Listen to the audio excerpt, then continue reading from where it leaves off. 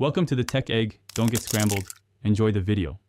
In this video, I will show you how to quickly replace the battery in your Audi Q5 key fob. This simple task can be done right at home, saving you time and a trip to the dealership. You will need one new CR2032 3-volt coin battery.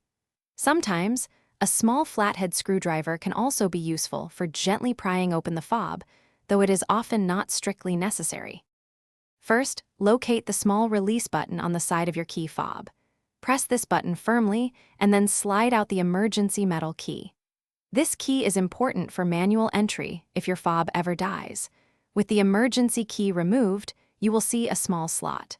Carefully use your fingernail or a small flathead screwdriver to gently separate the two halves of the key fob casing. Once the key fob is open, you will see the old battery.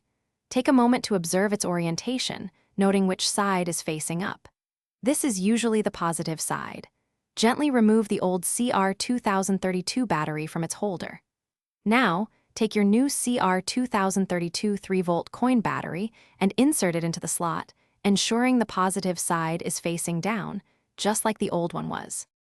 With the new battery securely in place, carefully align the two halves of your key fob casing. Press them together until they snap firmly shut.